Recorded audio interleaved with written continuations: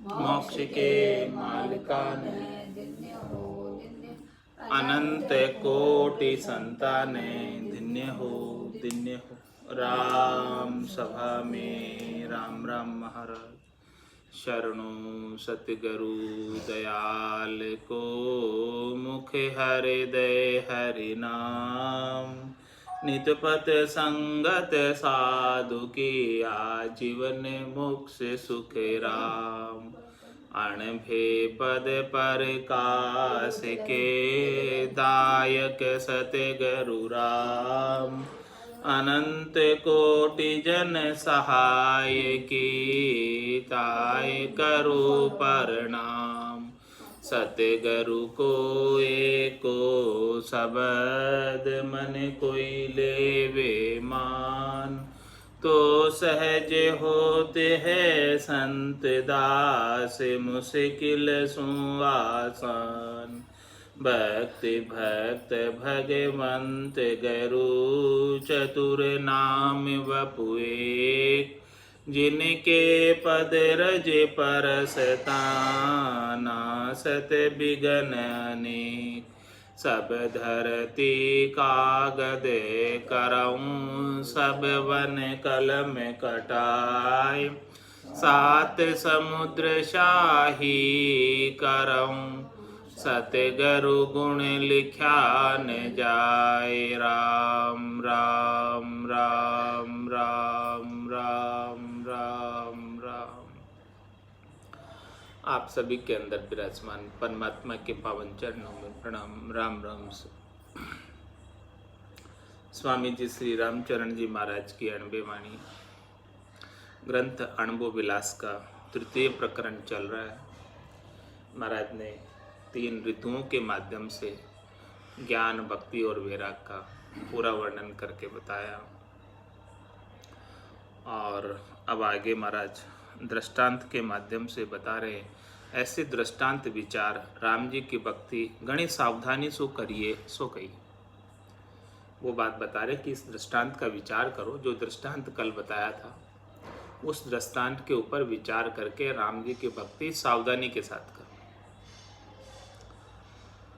ऊंग भली नहीं जागता सूता स्वप्न बुरो भरम भरो नहीं भक्ति में जहाँ वैराग्य खरो जहाँ वैराग्य खरो स्वाद जहाँ नीको नाही ज्ञान भलो नहीं भेद खेद घट बद की माही राम चरण भज राम को ये अवगुण दूर करो ऊंग भली नहीं जागता सूता स्वप्न बुरो।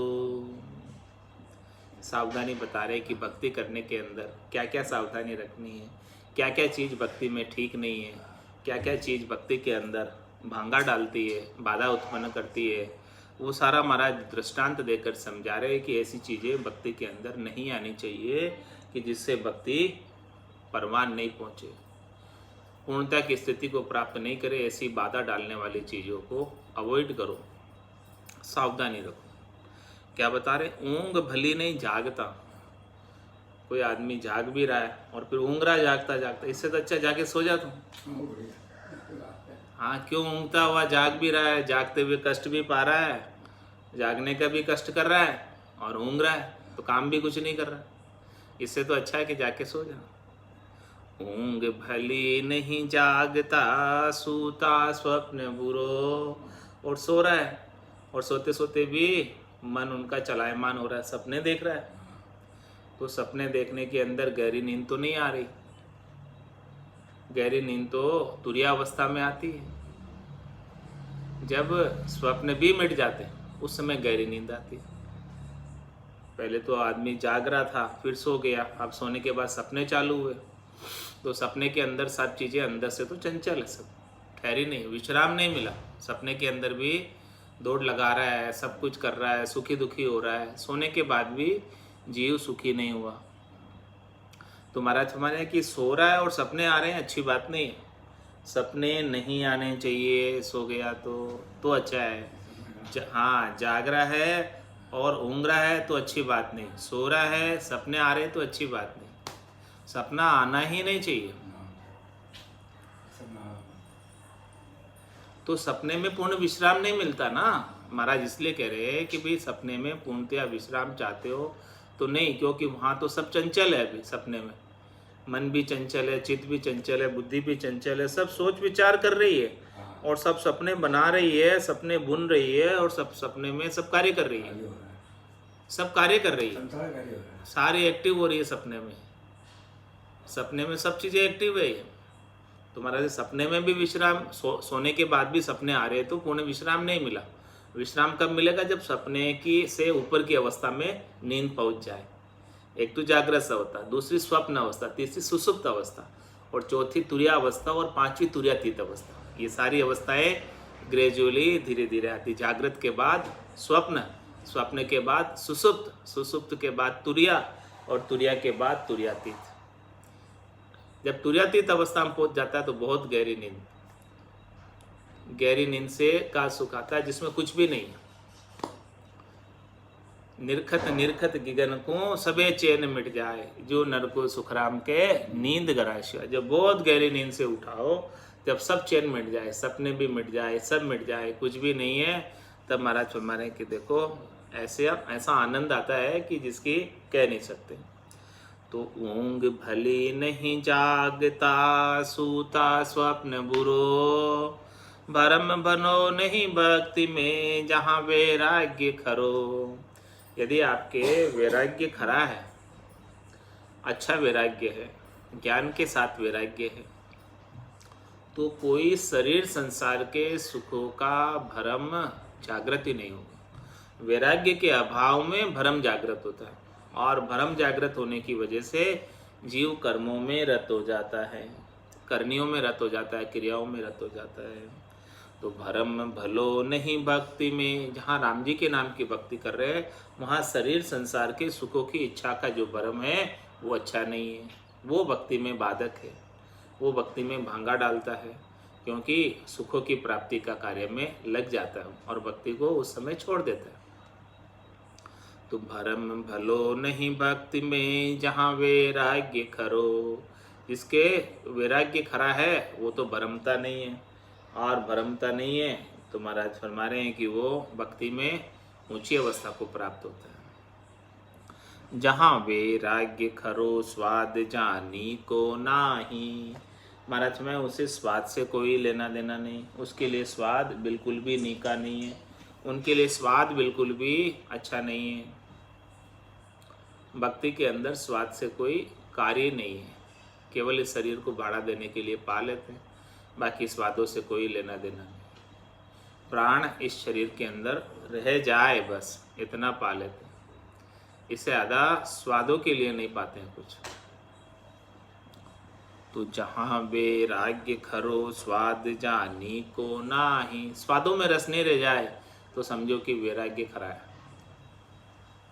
कुछ स्वादों की इच्छा नहीं रह जाए, खाने पीने की चीज़ों का स्वाद और शरीर संसार के सुखों का स्वाद, सब चीज़ों का स्वाद। जब तक सब स्वादों का जायका आ रहा है तब तक तो महाराज में भक्ति का जायका नहीं आया। अभी केवल स्वादों का ही जायका है। जिस दिन भक्ति का जायका आ जाएगा उस दिन स्वाद सब फीके हो जाएंगे, सब फीके हो जाएंगे। तो जहाँ वैराग्य खरो स्वाद जानी को नाही। जिसके वैराग्य खरा है उसके स्वादों के अंदर चित्त जाता है तो अच्छा नहीं है। ज्ञान भलो नहीं भेद खेद गट बद की माही। महाराज में किसी को ज्ञान मिला है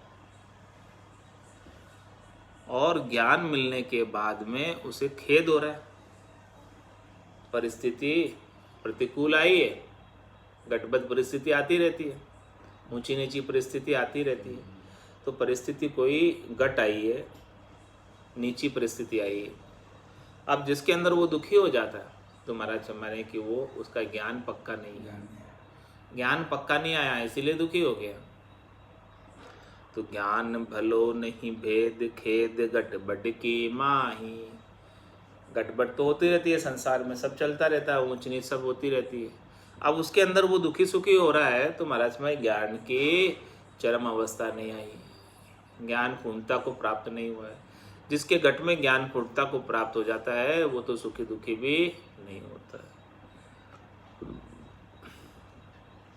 राम चरण भजे राम को, ये अवगुण दूर करो। ये सारे अवगुण है, ये कैसे दूर होंगे? रामचरण भज राम को, राम जी के भजन से दूर होंगे। और कोई उपाय नहीं इन अवगुणों को दूर करने का। क्या क्या अवगुण बताया? ऊंग भली जागता, जागते जागते ऊँग रहा है तो अवगुण है। और सोते सोते सपने देख रहा है तो भी अवगुण है। और स्वादों में जा रहा है तो भी अवगुण है। और दुखी हो रहा है तो भी अवगुण है। ज्ञान नहीं है पूर्ण, इसलिए दुखी हो रहा है। महाराज फरमाने इन सब अवगुणों को राम जी के भजन के माध्यम से दूर करो। एक भजन में ताकत है, नाम और निज नाम में ताकत है कि इन सब अवगुणों को दूर कर देते, और किसी में सामर्थ्य नहीं। राम चरण भजे राम को, ये अवगुण दूर करो। ऊंग भली नहीं जागता, सूता स्वप्न बुरो। टीका वचन का, इसकी टीका भी लिखी है महाराज ने। जो भी वचन कहे हैं इन वचनों की टीका भी लिखी। जागृत विवेक में ऊंग भोड़प चाहिए नहीं। जागृत विवेक में, जिसके जागृत अवस्था में कोई आ गया, जिसके बुद्धि के ऊपर विवेक जागृत हो गया, तो जागृत विवेक में ऊंग भोड़प चाहिए नहीं। फिर बाद में भोड़प नहीं चाहिए, फिर बाद में भोड़प है, फिर बाद में अज्ञानता है, और फिर बाद में ऊँग रहा है किसमें? माया मोह भरम की रजनी में। तो महाराज में वो अच्छी नहीं है, वो उसके लिए हितकारी नहीं है। जिसको विवेक आ गया, सार असार का जिसे पता चल गया, हंसवती आत्मा हो गई, तो अब उसको असार के लिए ऊँगना नहीं चाहिए, असार के लिए लालायित नहीं होना चाहिए, असार में आविष्ट नहीं होना चाहिए। तो जागृत विवेक में ऊंग भोड़प चाहिए नहीं, और सूता समाधि निद्रा में संसार भास चाहिए नहीं।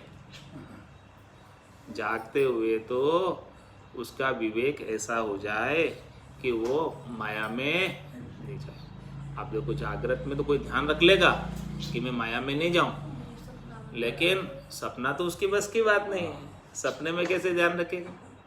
तो महाराज फरमा रहे हैं कि देखो, सूता समाधि निद्रा में संसार भास चाहिए। सो गए तो महाराज सो तो कैसे सोना? समाधि लगाकर सो, राम राम का सुमरण करते हुए सो, समाधि लगा के सो। जब तक नींद नहीं आवे, जब तक नींद नहीं आवे तब तक राम राम करते रहो इस आसना से, लेटे लेटे भी, आड़े आसन में भी। आड़े आसन में भी जब तक 10 मिनट 15 मिनट 10 मिनट 15 मिनट जब तक नींद नहीं आए तब तक आड़े आसन में, हाँ नहीं आ जाएगी आज आड़ा आसन में आ जाएगी। आड़े आसन किया तो नींद आएगी पक्की।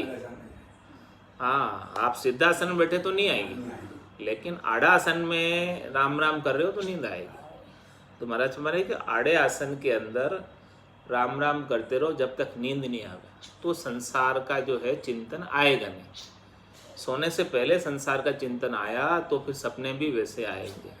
तो सोने से पहले तक 10 मिनट 15 मिनट जब तक बिस्तर पर लेटे हैं और नींद आई नहीं है, तब तक समाधि की तैयारी कर लो कि भाई समाधि लग जाए अपनी। तो जागे जिते राम ही सुमरे, और सूता हुए अभ्यास, फिर सोने के बाद भी वो अभ्यास चलना चाहिए भीतर में। भीतर में वो अभ्यास कब चलेगा? जब सो समाधि लगा के सो। तो महाराज में सोवो तो समाधि लगा कर सो, सूता समाधि निद्रा में संसार भास चाहिए नहीं। नींद के अंदर भी संसार नहीं दिखना चाहिए। सपने में, नींद में भी संसार का आभास हो रहा है, नींद में संसार दिख रहा है, इसका मतलब थोड़ा सा अभी कचाइए। चित्त अभी संसार की ओर बसा हुआ है, इसलिए जागृत में तो वो कार्य नहीं कर पाया, लेकिन वो सपने में वो कार्य कर लिया उसने। सपने में वो सब सुख देख लिए, सपने में सब जगह चला गया जहाँ जहाँ उसे जागृत में जाना था। चित्त को, मन को, बुद्धि को, और जागृत अवस्था में सावचेती में कि भाई मेरे को कहीं नहीं जाना, ऐसा सोच लिया तो फिर कहीं गया नहीं जागृत में तो। लेकिन वो भोग तो उसके बाकी रह गए, मन के, बुद्धि के, चित्त के, उसने सपने में जाकर भोग लिए संसार के।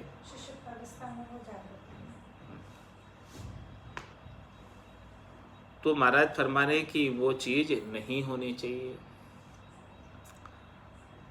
तो जागृत विवेक में ऊंग भोड़प चाहिए नहीं, सूता समाधि निद्रा में संसार भास चाहिए नहीं, भक्ति में भ्रम चाहिए नहीं, वैराग्य में तन्मन का स्वाद चाहिए नहीं। ये सब बाधा डालने वाले। भक्ति में भक्ति कर रहे और त्रिलोकी में फल प्राप्ति का भ्रम है, शरीर संसार के सुखों का भ्रम है, तो महाराज में भक्ति कमजोर हो जाती है, वीक हो जाती है। तो भक्ति में भ्रम चाहिए नहीं, और वैराग्य में तन्मन का स्वाद चाहिए नहीं, ज्ञान सर्वज्ञता के मध्य भेद गठबद्ध चाहिए नहीं। ज्ञान जब प्राप्त हो जाए तो सबके अंदर एक ही परमात्मा के दर्शन करने लगे। दिव्य नैन माया का खुलिया, ब्रह्म अखंडित सूझे, कह सुखराम ब्रह्म का खुलिया, परम धाम जब सूझे। तो महाराज समय जब ऐसे दिव्य नैन खुल गए, ज्ञान में सर्वज्ञता आ गई, तो सबके अंदर एक ही परमात्मा के दर्शन करे। किसी को ऊंचा और किसी को नीचा नहीं समझे, किसी को भला और किसी को बुरा नहीं समझे। ये भला और बुरा जो सूझता है वो ज्ञान की सर्वज्ञता में बाधक है। जब लग भली बुरी सब व्यासे, काम क्रोध अहंकारा, ये सब चीज़ें जब तक है तब लग उरे परे नहीं पहुँचता, त्रिकुटी तत्व विचारा।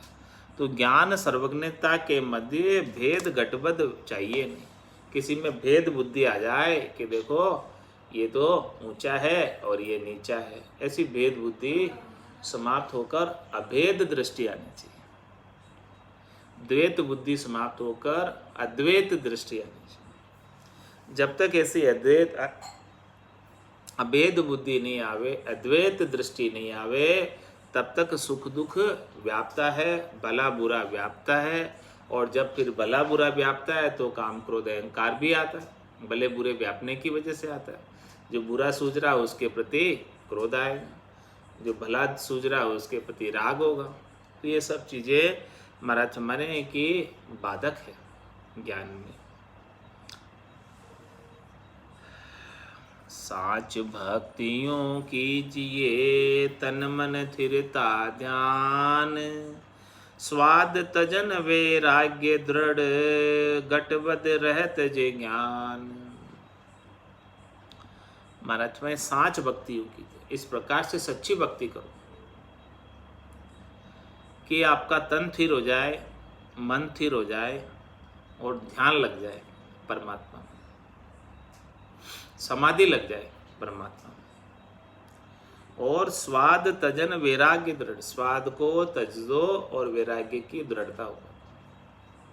वैराग्य जब दृढ़ होगा तब स्वादों की आसक्ति समाप्त हो जाएगी।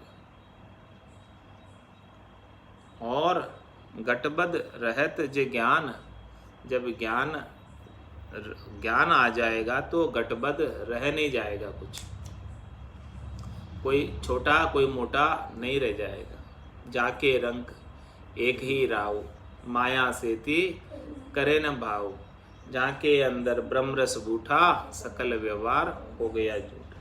कनक कामिनी करे न नेहा, छक्या ब्रह्म रस रहे विदेहा, जैसे बूंद मिली सागर में, पकड़ सके क्या कोई कर्म। जीव ब्रह्म मिल भया समाना, ब्रह्म मिल्या कर्म करे न आना। राम चरण ये चहन बिना, यह चहन दर्शा बिना, मत कोई छोड़ो ध्यान, राम चरण के राम बिन सभी फोकट गया। तो गठबद्ध रहत जे ज्ञान, स्वाद तजन वैराग्य दृढ़, तन मन स्थिरता ध्यान, साच भक्ति योग कीजिए। इस प्रकार से सच्ची भक्ति को करो, तन को थिर करके, मन को थिर करके। मन कब थिर हुआ? जब समझो कि सपने नहीं आ रहे। जब तक सपने आ रहे हैं तब तक तो मन चंचल है। मन अंदर ही अंदर सारे कार्य कर रहा है, अपने सपने में कर रहा है। जो जागृत में नहीं कर पाया वो सपने में कर रहा है। सपने मन की स्थिरता का द्योतक है कि मन स्थिर हुआ कि मन अभी चंचल है। सपने में मन की चंचलता दिख जाती है। सो साची भक्ति अलूणी शिला कहिए। सच्ची भक्ति अलूणी शिला है।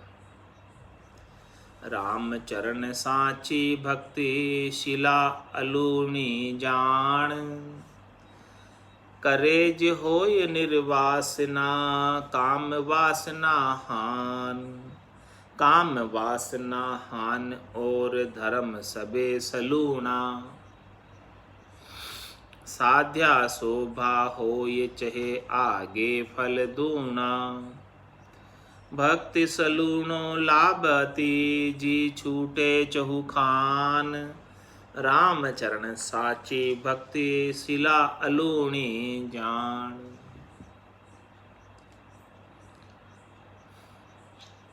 यहाँ अलूणी जान के दुनी करे नहीं कोय। राम चरण आगे मुक्ति घणी सलूणी होय। भक्ति सलूणी राम की मिले राम सु जोड़। पे दासी जाने कहाँ भाड़ा ही लग दौड़। राम चरण साची भक्ति शिला अलूणी जान। भक्ति को क्या बताया? शिला। शिला यानी पत्थर, और अलूणी। अलूणी यानी जब तक किसी सब्जी में नमक नहीं हो, कैसी लगे सब्जी? फीकी लगे। और रोटी में भी आटे में नमक नहीं डालो, कैसा लगे? अलूणी। मिठास लूण से आती है, बिना लूण के कैसी है?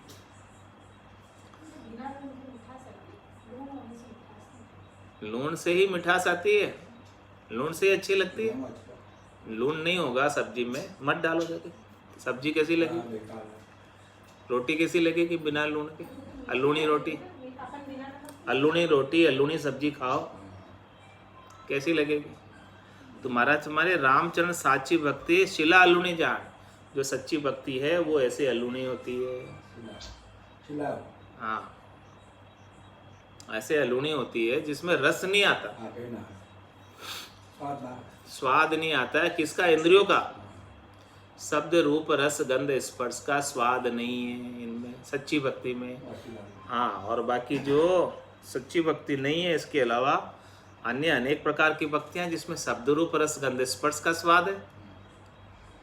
सारे स्वाद है अन्य भक्तियों में।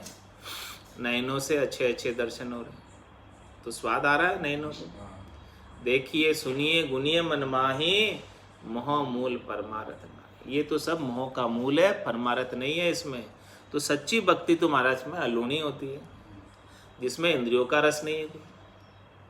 जिसमें इंद्रियों का रस है वो तो सच्ची भक्ति नहीं है, वो तो इंद्रिया तक का कार्य हो गया, इंद्रियातीत तो नहीं हुआ। तो सच्ची भक्ति तो इंद्रियातीत है, तो वो इंद्रियों को अलूणी लगती है, इंद्रियों को अच्छी नहीं लगती है।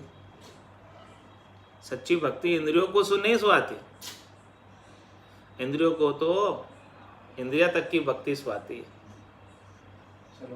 हाँ, तो राम चरण साची भक्ति शिला अलूणी जान। तो सच्ची भक्ति तो अलूणी शिला के समान है, जिसमें इंद्रियों को कोई स्वाद नहीं आएगा।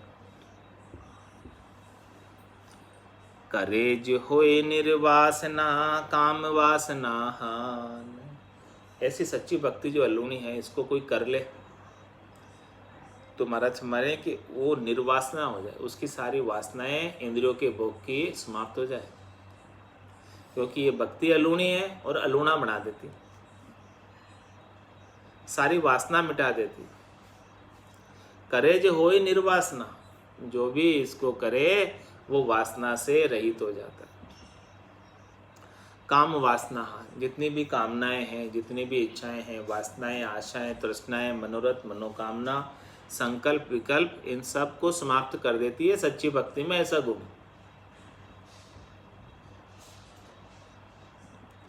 काम में ना हान और धर्म सबे सलूना। महाराज हमारे कि इस प्रकार से काम और कामना को हरने वाली, काम और वासना को हरने वाली सच्ची भक्ति, और इस सच्ची भक्ति के अलावा जितने भी इस संसार के अंदर धर्म है, भक्तियां हैं, वो सब सलूनी है। वो सब इंद्रियों को अच्छी लगती है, इंद्रियों को सुहाती है, इंद्रियों के सुख उसमें सब मिल जाते हैं। इसीलिए सब लोग जो है सलूनी भक्ति करना चाहते हैं। नवदा भक्ति सलूनी भक्ति है, तो उसे सब चाहते हैं। और ये दसदा भक्ति अलूनी भक्ति है, इसे इंद्रियों को सुख नहीं आता इससे, इसीलिए इसे कोई धारण नहीं करता। बड़ी मुश्किल है धारण करना इसको। साध्या शोभा हो ये चहे आगे फल दूना। मतलब में इसको कोई साध ले तो उसकी शोभा होती है और आगे फल भी इसका दुगुना प्राप्त होता है। ये लोग भी सुधर जाता है, परलोक भी सुधर जाता है, उन्होंने सुधर जाता है। भक्ति सलूनो लाभती जी छूटे चहु खान। महाराज माने कि इस प्रकार की भक्ति से बहुत ज़्यादा लाभ है कि जिसमें चारों ये खान छूट जाए। अंडज, जरायु, उद्बुद्ध और अंकुर, जो चारों ही खाने हैं, इसमें जीव वापस नहीं आए। ऐसी सच्ची भक्ति कर ले। अलूनी भक्ति है, ऐसी अलूनी भक्ति को कोई कर ले तो इसमें बहुत अधिक लाभ है। राम चरण साची भक्ति शिला अलूनी जान। अलूनी शिला के समान है सच्ची भक्ति, जिसमें इंद्रियों का कोई रस नहीं है, इंद्रियों कोई काम ही नहीं है, बाहर की कोई करनी ही नहीं है, बाहर की कोई क्रिया ही नहीं है, कोई बहिरंग परिचय ही नहीं है, सब गट परिचय, सब भीतर की बात। यहाँ अलूनी जान के दुनी करे नहीं कोई। दुनिया वाले इसे धारण नहीं करते। क्यों नहीं करते हैं? क्योंकि इसमें कोई स्वाद ही नहीं है, अलूनी है। खावा ही कौन है कोई? हाँ, छोरा छोरी तो खावा ही, बड़ा तो फिर भी खा ले, छोरा छोरी ना। यहाँ अलूनी जान के दुनी करे नहीं कोई। दुनिया वाले करते नहीं अलूनी जान के। राम चरण आगे मुक्ति घनी सलूनी होय। महाराज में अभी अलूनी भक्ति कर लोगे तो आगे खूब आनंद हो जाएगा। आगे मुक्ति पालोगे तो उसके अंदर खूब आनंद ही आनंद है, फिर आनंद की कमी नहीं, फिर सब सुख हाजिर है आगे। बस अभी थोड़ा सा आपको अलूनी खाना पड़ेगा, अभी अलूनी भक्ति करनी पड़ेगी। भक्ति सलूनी राम की मिले राम सु जोड़। पे दासी जाने कहाँ भाड़ा लगे ही दौड़। ऐसी महाराज हमारे राम जी से मिलाने वाली भक्ति है। और लेकिन जो यहीं पैदा होने वाले हैं, इसी संसार में बार बार फिर कर आने वाले, वो नहीं जानते। उनकी दौड़ तो केवल भाड़े तक है कि हमें हमारा भाड़ा मिल जाए, यही उद्देश्य से लेकर कार्य करते हैं, भक्ति करते हैं कि भाई शरीर संसार के सुख मिल जाए, दान दक्षिणा प्राप्त हो जाए, थोड़ा चढ़ावा आ जाए और भोजन चाजन की व्यवस्था हो जाए। 3 लोगों की भक्ति, वहाँ तक की भाड़े लग की दौड़, सुखों की दौड़ है। तो उसके अंदर राम जी नहीं मिलते, राम जी की माया मिल जाती है। अब महाराज भाड़ा किम सो कहिए, भाड़े लग की दौड़ बताई, तो भाड़ा कैसे है उसका प्रश्न है, उसका उत्तर बता रहे हैं। भाड़े ते भाड़े मजल श्रीत करी सो लेहे। फिर आगे भाड़ा बिना पेंडे पावन दे। पेंडे पावन देह मांग ले मस्कत मानू। जो उद्यम आसे भक्ति करे ताही ऐसे जानू। रामचरण कहता डरू पे कहे भागवत यह, भाड़े ती भाड़े मजल श्रीत करी सोले। महाराज में जो भाड़े थी है, जो भाड़ा लेकर ज्ञान कथते हैं, वो भाड़े थी भाड़े मजल श्रीत करी सोले, जो उन्होंने नक्की कर लिया। 4.5 लाख अभी दे देना पहले, और 4.5 लाख कथा पूरी हो जाए तब दे देना, ठीक है। 9 लाख में भागवत कथा पूरी मास दे दे।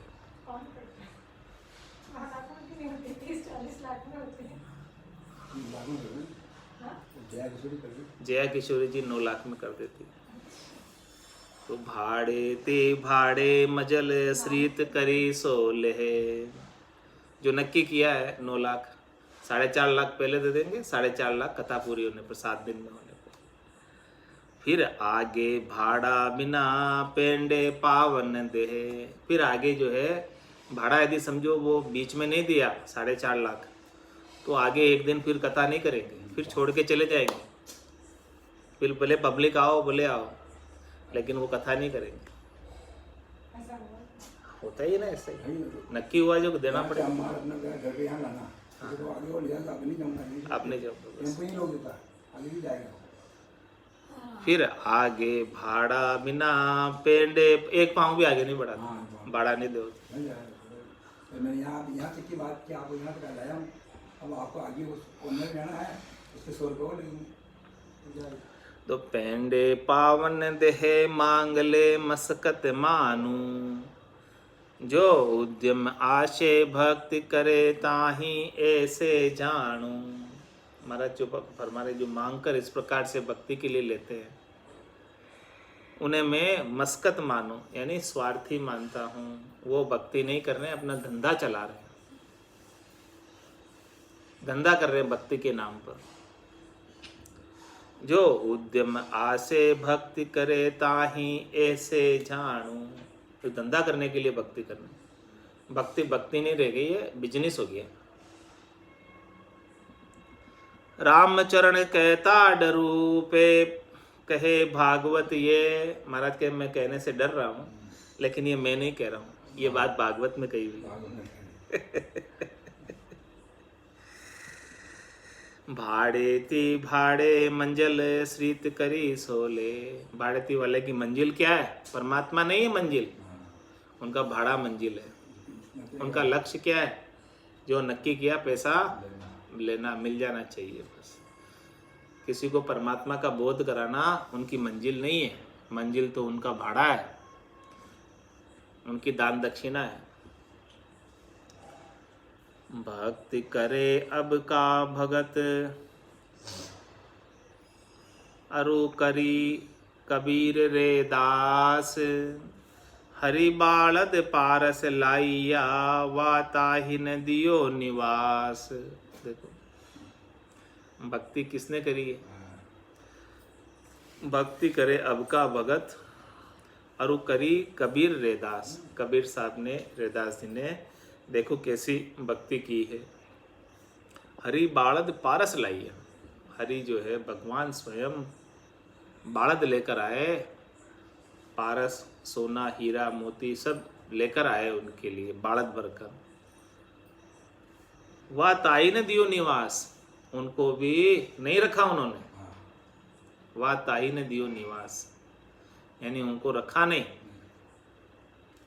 वह ताही ने दियो निवास जान भाड़ो अंतराई, कि ऐसा समझा है कि हम कथा करने के बदले ये जो हरि स्वयं परमात्मा कुछ बालद लेकर आए, धन चढ़ावा लेकर आए हैं, इनको हम ले लेंगे तो हमारा जो मुख्य उद्देश्य है परमात्मा की प्राप्ति करना, वो तो छूट ही जाएगा।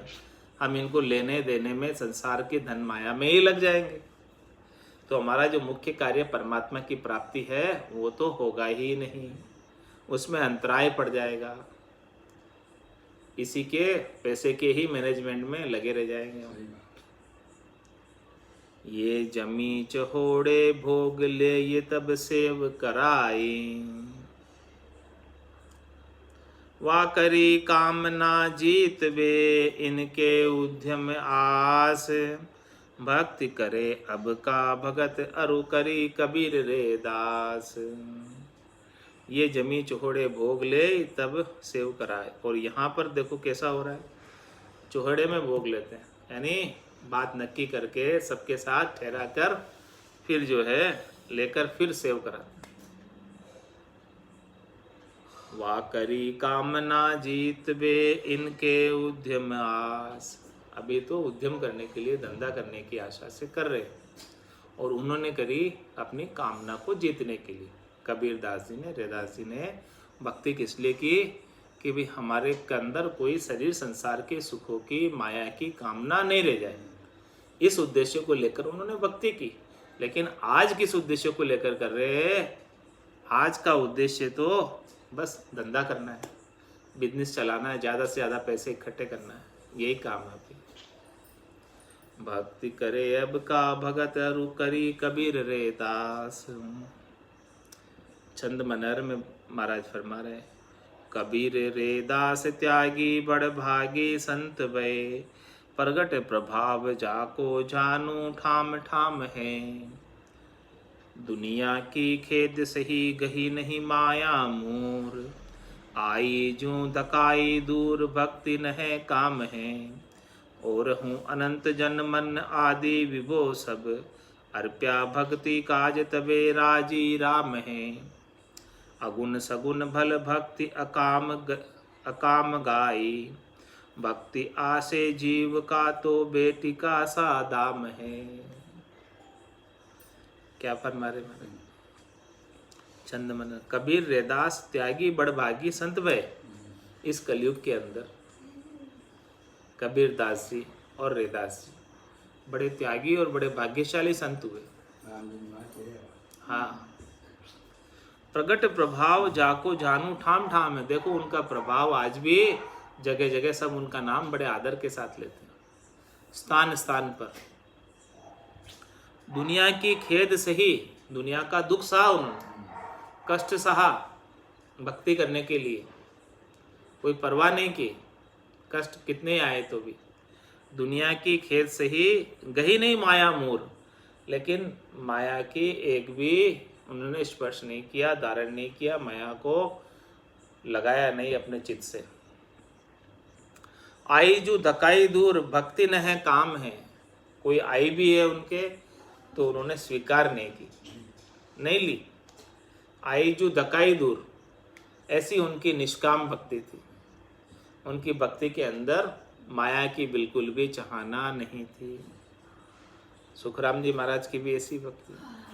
कह सुखराम दान देव साईं, परम पद बिना लेशु में नाई। रामचरण जी महाराज की भी यही भक्ति है। आई जो धक्काई दूर भक्ति न है काम है। ऐसे निष्काम भक्ति की जिसमें कुछ कामना नहीं, चाहना नहीं, इच्छा नहीं, आशा तृष्णा, कोई मांगना नहीं, कुछ चाहिए नहीं। और हूँ अनंत जन मन आदि विभो सबे। अर्प्या भक्ति काज तबे राजी राम है। उन्होंने भक्ति के लिए सब कुछ अर्पण कर दिया, तभी राम जी राजी। और हूँ अनंत जन मन आदि विभो सब, जितना भी वैभव है और सब कुछ है, मन के जितने भी सुख हैं, सबको अर्पित कर दिया, कुछ भी नहीं रखा अपने पास, कुछ भी नहीं चाहा, तबे राजी राम, तब जाके राम जी राजी हो। मतलब सर्वस्व समर्पण कर दिया राम जी के प्रति। उनको अब राम जी की माया नहीं चाहिए, उनको तो राम जी ही चाहिए, तब जाके राम जी राजी होते। अगुण सगुण भल भक्ति अकाम गाई। महाराज हमारे के भले निर्गुण की भक्ति हो चाहे सगुण की भक्ति हो, दोनों ही भक्ति में अकामता चाहिए, निष्कामता चाहिए। भक्ति कर रहे हैं और भक्ति करने के पीछे उद्देश्य परमात्मा की माया की प्राप्ति करना है, तो भक्ति तो साधन हो जाएगी। और साध्य क्या हो जाएगा? माया। भक्ति तो साधन हो गई और प्राप्ति किसकी करनी है भक्ति करके? माया की। तो साध्य क्या हो गया? माया। भक्ति ऐसे ही चली गई, व्यर्थ चली गई, जबकि साध्य होना चाहिए परमात्मा। राम जी साध्य होना चाहिए, भक्ति तो साधन है। इस साधन को किसकी प्राप्ति के लिए करना चाहिए? राम जी की प्राप्ति के लिए करना चाहिए, नहीं कि माया की प्राप्ति के लिए। तो अगुण सगुण भले भक्ति अकाम गाई, इन सब को भक्ति को निष्काम गाया। भक्ति आशे जीव का तो बेटी का साधम है। महाराज फरमाने की भक्ति के बदले में कुछ चाहता है तो वो बेटी के दाम वसूलना है। हाँ, भक्ति बेचकर पैसा ले रहा है तो बेटी के दाम वसूल रहे हैं। बेटी का सादा। हाँ, सो बेटी का दाम निषेध कहिए, इसीलिए बेटी के दाम को निषेध कहा है। जो बेटी का दाम ले तो जग में फिट फिट होए, जो देवा की ठोर है झाको लिया भला नहीं कोई, जाको लिया भला नहीं कोई, बात सब प्रत्यग जाने, तन मन धन को अर्प करया हरि भक्ति माने, पेदास आशा भक्ति करे सो पिछलो पर संग जोय, जो बेटी का दाम ले तो जग में फिट फिट होए। महाराज हमारे कोई बेटी के दाम लेकर बेटी को बेचता है तो जग में उसे धिक्कार धिक्कार कहते हैं। जो देवा की ठोर है जहाँ को लिया भला नहीं, उसको तो देना चाहिए, उसको तो जो आपके पास है दो, लेकिन उससे आप लो नहीं कुछ, तो लेने में अच्छा ही नहीं है। तो जहाँ को लिया भला नहीं कोई, बात सब प्रत्येक जाने, इस बात को सब प्रत्येक संसारी सब जानते हैं, सब व्यवहार करते हैं संसार का, तो सबको इस बात का पता है। तन मन धन को अर्प करया हर भक्ति माने, इसी प्रकार से महाराज फरमाने कि अपने तन को, मन को और धन को सब कुछ अर्पित कर दे, तभी हरि जो है मानते भक्ति। और कुछ भक्ति के बदले हरि को नहीं चाहकर हरि की माया चाहिए तो हरि फिर उसे स्वीकार नहीं करते। ऐसी भक्ति को ते आदाश आशा भक्ति करे सो पिछलो पर संग जोय। यदि कोई आशा लेकर भक्ति कर रहा है, शरीर संसार के सुखों की, पैसे की, तो महाराज पिछला प्रसंग देख लो। अभी जो पिछला प्रसंग बताया था कि भाई जो है बेटी का दाम निषेध है, तो बेटी का दाम लेने के समान। जो बेटी का दाम ले तो जग में फिट फिट होए, जो बेटी को लेत है जाके अधिको दालिद होए, यूं भक्ति आश्रय उद्यमी ताकि तृष्णा हटे न कोई। महाराज में जो बेटी का लेता है उसके अधिक दारिद्र आ जाता है, उसके गरीबी आ जाती है, दारिद्र हो जाता है। इसी प्रकार से भक्ति आश्रय उद्यमी ताकि तृष्णा हटे न कोई, इस प्रकार से भक्ति के बदले में धंधा चलाते हैं तो उनकी तृष्णा कभी मिटती नहीं, उनकी तृष्णा और बढ़ती जाती है।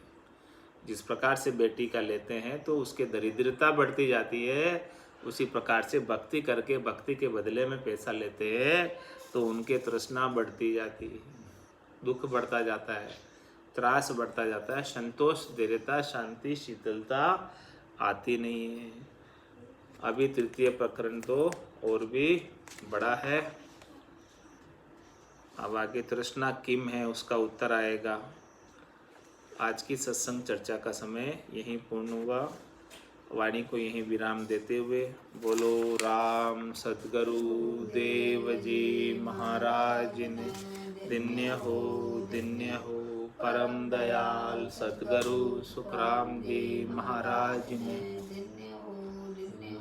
स्वामी जी श्री रामचरण जी महाराज ने दिन्य हो।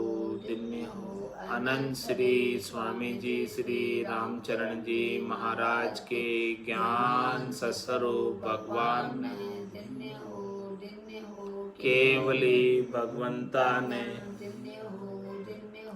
जीवा तारण जहाज ने, धन्य हो धन्य, मोक्ष के मालिका ने, धन्य हो धन्य, अनंत कोटि संतान, धन्य हो राम सभा में राम राम महाराज।